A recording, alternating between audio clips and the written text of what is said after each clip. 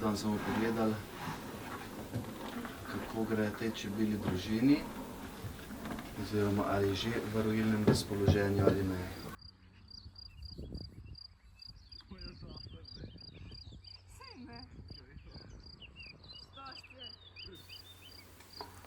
Čebelarski krožek v Šentrupertu obiskuje 23 učencev. Dobivamo se enkrat tedensko in skrbimo za 4 čebelje družine. O, kako lepo sivka diši. Pa še medovita je. Včasih je bilo v navadi, da so najmočnejše družine pomorili, da so prišli do medu. To se je začelo spreminjati s prihodom Petra Pavla Glavarja na Lanšprežu v drugi polovici 18. stoletja. Peter Pavel Glavar je na Lanšprežu ustanovil čebelarsko-vrtnarsko šolo, saj je želel preprostemu kmetu dati znanje, da bi bilo njihovo čebelarjenje in kmetovanje donosnejše. Napisal je tudi prvi čebelarski učbenik v slovenskem jeziku, ki pa žal nikoli ni izšel. Začetnik sodobnega čebelarstva v Šentrupertu je bil Aleksander Lunaček, ki je služboval kot ravnatelj osnovne šole v Šentrupertu.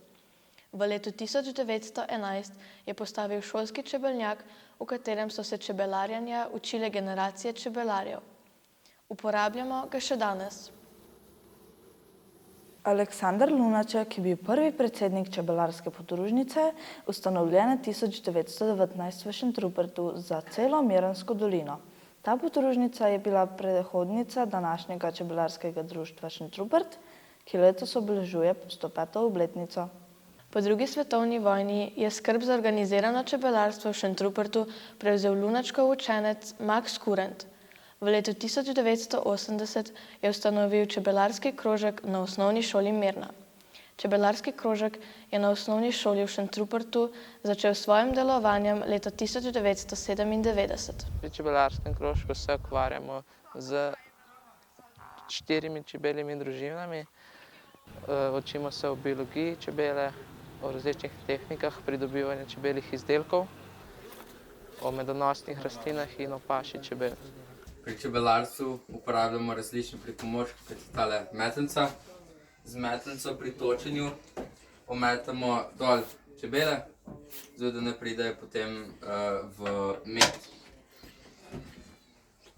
Potem imamo tudi tale panjski nož, ki se uporablja da potegneš ven satje.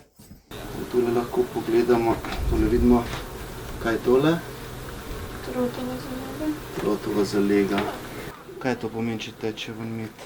Še ni zrel. Ni še zrel do konca. Pa kaj še pomeni, da imajo pašo, a ne? Ja. Imajo pašo, veliko cvete je zdaj zunaj, regrat cveti, sadna drevesa cvetijo. Kaj še cveti v gozdu? Češnja. Divje češnje, ja. Med čebele pridelajo iz nektarja ali iz mane. Nektar posrkajo iz nektarjev v cvetovih, mano pa iz kapljic, ki jih ob presežnem dotoku drevesnih sokov izločajo ušice in kaparji na deblu, listih, vejah, dreves ali grmov. Mano čebela shrani v medno golšo in jo ob prihodu v panj preda čebelam delavkam, ki jo raznosijo po celicah satja. Čebele vsako kapljico večkrat preložijo iz celice v celico, pred tem se medičina suši. Ko je med dovolj suh, ga čebele odložijo v celicah nad gnezdom in pokrijejo z voščenimi pokrovčki.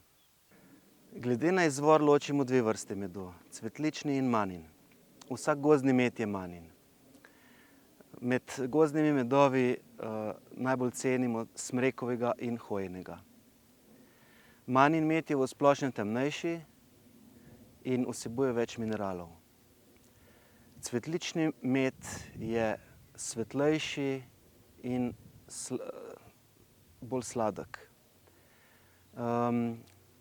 Lipov in kostanjev med sta lahko ali cvetličnega ali maninega izvora. Med monokulturnimi cvetličnimi medovi pa v Sloveniji najdemo še akacijev med, med oljne ogrščice, ajdov med in regradov med.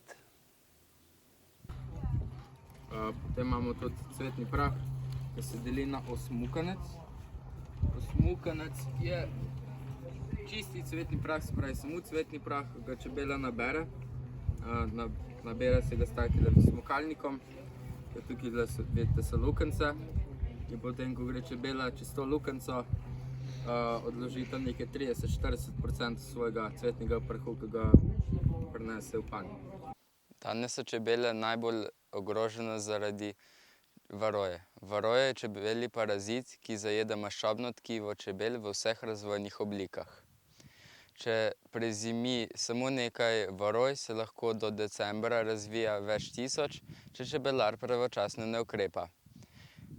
Čebele so ogrožene tudi zaradi nepravilne rabe fitofarmacevtskih sredstev. V spomladanskem času spodbujamo razvoj družine in preprečujemo rojenje. Če je dobro paša, točimo med in ga shranimo v kozarčke. Poleti in jeseni čebelam pomagamo, da čim bolj močne in zdrave pričakajo na začetek zime. Čebele prezimujejo stisnjene skupaj in tedaj potrebujejo mir. Spomladi se jih pregleduje in se s tem preprečuje, da bi izrojile. Od pomladi do pa še poletja se toči med in se pregleduje družine.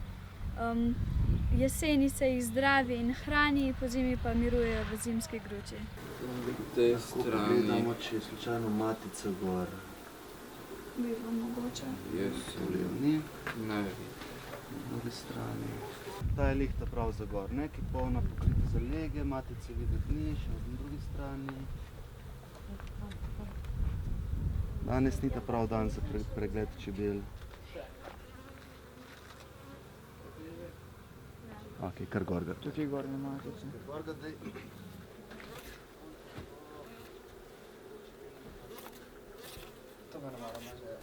Kaj bomo danes napisali v dnevnik? Torej, drugi pan smo pregledali. Kaj smo naredili, kaj smo videli? 3 sate zalege smo dali gor. Tako je, predstavili smo 3 sate zalege v medišče. A smo matico videli? Ne, matice nismo videli.